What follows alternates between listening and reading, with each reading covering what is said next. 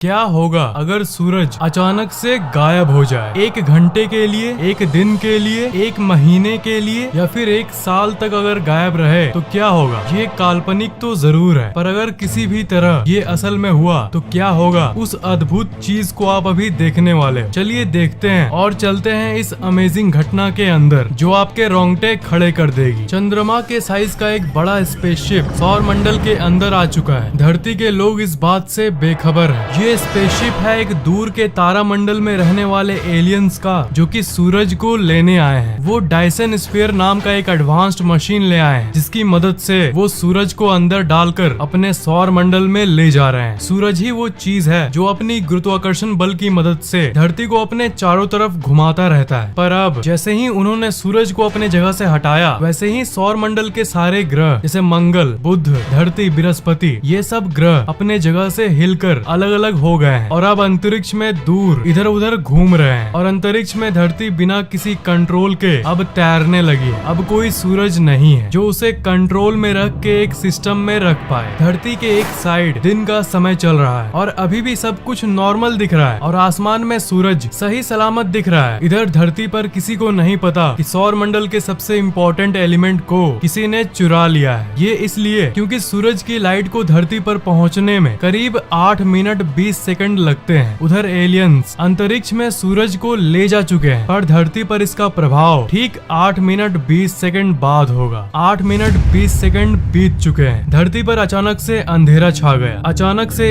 1 second के अंदर रात हो गई और आसमान के सारे तारे अब साफ साफ दिखने लगे हैं, क्योंकि सूरज का कोई लाइट नहीं बचा जो तारों को ढक पाए। चांद और बाकी ग्रहें भी दिखाई देना बंद हो चुकी है, क्योंकि जैसा कि आपको पता होगा चांद का अपना कोई लाइट नहीं है। सूरज का लाइट जब उस पर पड़ता है तभी हमें वो दिखता है, पर क्योंकि अब सूरज गायब हो चुका है इसलिए चांद भी नहीं दिख रहा। इस घटना का असर सबसे भयानक तरीके से पेड़ पौधों पर पड़ा है। सूरज की लाइट की हेल्प से पेड़ पौधे जिंदा रहते थे। एक प्रोसेस चलता था जिसे फोटोसिंथेसिस कहते हैं, पर जैसे ही सूरज गायब हुआ अब लाइट नहीं है, इसलिए पेड़ पौधे ऑक्सीजन नहीं प्रोड्यूस कर पा रहे हैं। अब 1 घंटे बीत चुके हैं। आधी दुनिया को समझ नहीं आ रहा कि आखिर ये हुआ क्या। जहाँ रात था वहाँ भी खबर पहुँच चुकी है कि धरती के दिन वाले साइड में भी रात हो चुकी है। पूरी दुनिया इस घटना से हैरान है। टेम्परेचर धीरे धीरे गिरने लगा है। धरती धीरे धीरे ठंडी होनी शुरू हो गई है, पर धरती के अंदर का जो कोर है उसके चलते धरती अभी भी अच्छी खासी गर्म है और ज्यादा फर्क नहीं पड़ा है। अब 24 घंटे बीत चुके हैं। सब कोई सूर्योदय की उम्मीद कर रहा है, पर सुबह के 8 बज गए पर अभी तक कोई सूरज नहीं निकला। गवर्नमेंट भी कुछ नहीं कर पा रही, क्योंकि ये घटना इंसानों के हाथ में नहीं है। अब तापमान 8 डिग्री सेल्सियस तक नीचे गिर गया है। कुछ पेड़ पौधे और जानवर अचानक से बदलते इस मौसम के चलते कमजोर होना शुरू हो गए। सारा सिस्टम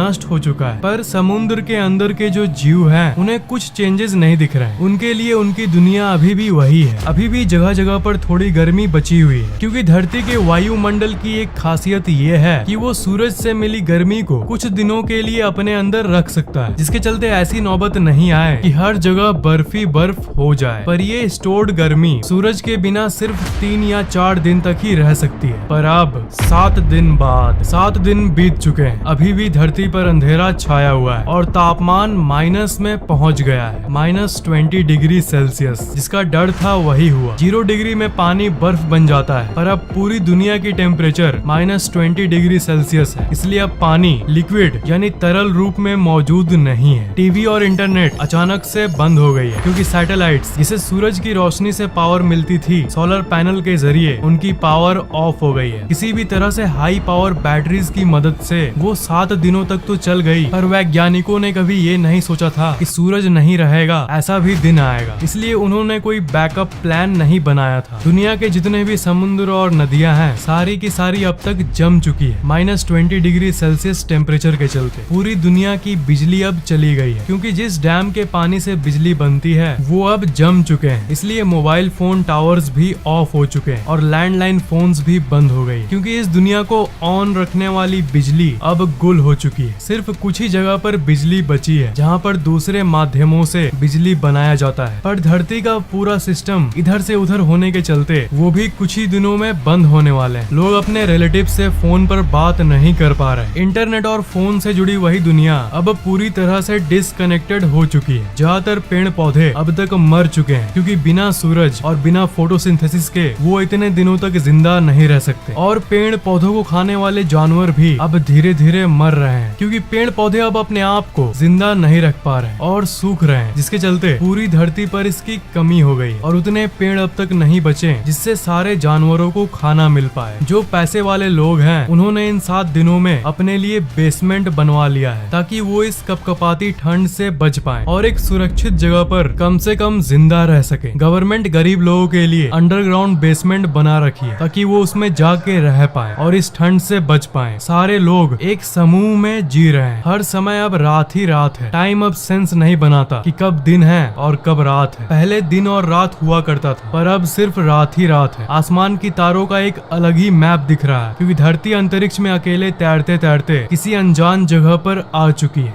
1 महीने बाद धरती ठंडी और ठंडी होते जा रही है। तापमान करीब -40 डिग्री सेल्सियस पहुंच चुका है और अब अंतरिक्ष से धरती कुछ ऐसा दिख रहा है। जमी हुई धरती जो कपकपा रही है। ऑलमोस्ट पूरी धरती अब बर्फ से ढक चुकी है। धरती के लगभग सारे पेड़ पौधे मर चुके हैं। उनको छोड़कर जिन पेड़ पौधों को ठंडी जगहों में पहले से रहने की आदत थी। धरती के ज्यादातर जानवर अब मर चुके हैं। समुद्र के अंदर के जीव की बात करें तो समुद्र जमने के चलते वो भी अब तक मर चुके हैं। क्योंकि सारे पेड़ पौधे खत्म हो चुके हैं इसलिए CO2 यानी कार्बन डाइऑक्साइड की मात्रा हवा में अब 1 महीने बाद इतनी हो चुकी है कि हर एक सांस अब सिगरेट के धुएं जितनी खतरनाक हो चुकी है। जब पेड़ पौधे जीवित थे तब वो हवा को साफ रखते थे पर अब हवा को साफ रखने के लिए कोई नहीं रहा। एक और जगह है जहाँ पर समुद्री जीव अभी भी बचे हुए हैं, जहाँ पर हीट ज्यादा है। जैसे वो नदियाँ जो कि किसी ज्वालामुखी के आसपास है। वो नदियाँ अभी तक तरल रूप में है इसलिए उसमें अभी 1 महीने बाद भी कुछ जीवन बचा हुआ है। 1 साल बाद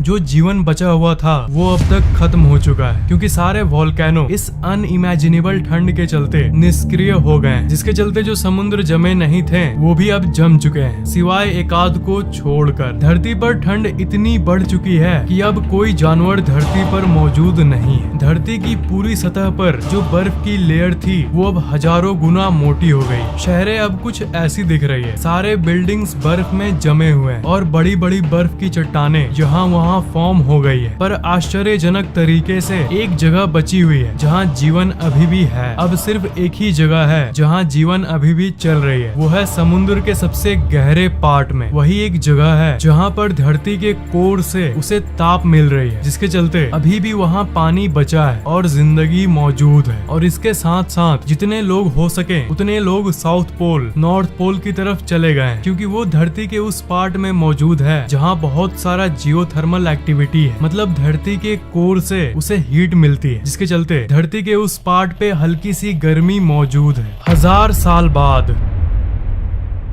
1000 साल बीत चुके हैं और अभी तक सूरज नहीं निकला। धरती की आबादी खत्म होते जा रही है क्योंकि धरती पर न ही कोई पेड़ है और न ही कोई जानवर। लोगों के पास खाने का कोई सोर्स नहीं बचा है। धरती में अब ऑक्सीजन की मात्रा अब ना के बराबर है। 1100 साल बाद और 100 साल बीत चुके हैं। धरती का तापमान -160 डिग्री तक पहुंच गया है और इस तापमान में इंसानों का कुछ ऐसा हाल हुआ है। 1100 सालों बाद अब धरती अंतरिक्ष में तैरते तैरते एक अनजान नई जगह में आ गई है, सौर मंडल से बहुत दूर। और इधर दूसरे side Jupiter, Saturn, Mars, mercury सारे ग्रह अरबों किलोमीटर दूर दूर हो चुके हैं एक दूसरे से। धरती फाइनली अब 1100 साल में तैरते तैरते उस जगह आ गई है जहाँ पर अंतरिक्ष के रैंडम एस्ट्रॉयड अब धरती से टकराना शुरू हो गई है। अंतरिक्ष में तरह तरह के एस्ट्रॉयड और दानव पार्टिकल्स घूमते रहते हैं और बहुत खतरनाक रेडिएशन भी आते रहती है जो कि धरती को कभी भी हिट कर सकती है। अपने इस सफर के आखिर में धरती एक बहुत तेजी से आती हुई एस्ट्रॉयड से टकरा गई है और अब सब कुछ खत्म हो गया। और अगर ये नहीं भी हुआ तो धरती अरबों साल तक ऐसे ही घूमती रहेगी और इस बात की भी चांसेस हैं कि कोई ब्लैक होल धरती को अपने तरफ खींच ले। पर दुखी होने की जरूरत नहीं है दोस्त, ये सिर्फ एक हाइपोथेसिस यानी एक कल्पना है। असल में धरती हमेशा सूरज से बंधी हुई होगी, पर इससे हमें ये जानने को मिलता है कि सूरज हमारे लिए कितना जरूरी है और सूरज ही वो वजह है जिसके चलते धरती पर जिंदगी संभव हो पाया है। सूरज के बिना धरती कुछ नहीं, इसलिए इसे भगवान का दर्जा दिया जाता है। इस कहानी में एक साइंस को मैं क्लियर करना चाहूंगा। जो मैंने शुरू में बोला कि सूरज जाने के बाद भी 8 मिनट तक लोगों को आसमान में सूरज सही सलामत दिखेगा, पर ये भला कैसे? असल में लाइट को ट्रेवल करने में समय लगता है। अगर मंगल ग्रह पर आपका कोई दोस्त है और वो वहाँ से आपको हाय करता है तो आपको धरती पर वो 3 मिनट बाद दिखेगा। मतलब अगर रात को दूरबीन से अगर आप मंगल ग्रह को लाइव देखो तो असल में वो लाइव नहीं है, असल में 3 मिनट की पहले की चीज आप देख रहे हो। एक और इंटरेस्टिंग एग्जांपल ये है, मान लो यहाँ से 66 लाख प्रकाश वर्ष दूर का एक प्लेनेट है जिसमें इंसान जैसे एडवांस्ड जीव रहते हैं। तो अगर एक बहुत ही पावरफुल टेलीस्कोप से धरती को वो लोग देखेंगे तो वो एक्चुअली में डायनासोर्स को देखेंगे, क्योंकि उस ग्रह से धरती तक लाइट को पहुंचने में 66 लाख साल लगते हैं। इसलिए अभी अगर रियल टाइम में भी वो धरती को देखें तो वो असल में डायनासोर्स को देखेंगे, पर यहाँ पर तो हम इंसान जी रहे हैं। और इस चीज को देखते हुए और एक अमेजिंग फैक्ट ये निकलता है कि रात को जो आसमान में आप इतने सारे तारे देखते हो वो असल में वहाँ नहीं है, वो कब के मर चुके हैं, वो पास्ट है, वो अरबों खरबों प्रकाश वर्ष दूर के तारे हैं। इसलिए आज से 1 अरब साल पहले जो था तब का लाइट हमें अभी जाके पहुंचा है, क्योंकि लाइट को पहुंचने में इतना समय लगा है। इसका मतलब अरबों साल पुरानी चीज को हम अभी देख रहे हैं। अभी इस मोमेंट में एक्चुअल में इस समय में वहाँ क्या होगा ये कोई नहीं जानता। जो आप देख रहे हो सब पास्ट है। आसमान में शाम के वक्त जो आप लाल सूरज देखते हो वो असल में 8 मिनट पहले का दृश्य आप देख रहे हो। आप लाइव सूरज को देखते हुए भी लाइव सूरज को नहीं देख पाते। बड़ी अमेजिंग बातें हैं ये, इज़न्ट इट? ये वीडियो आपको कैसा लगा नीचे कमेंट जरूर करना, लाइक और शेयर जरूर कर देना। और अगर आपने अभी तक इस चैनल को सब्सक्राइब नहीं किया है तो सब्सक्राइब जरूर कर लेना, और अगर अभी तक घंटा नहीं दबाया है तो उसे भी दबा देना।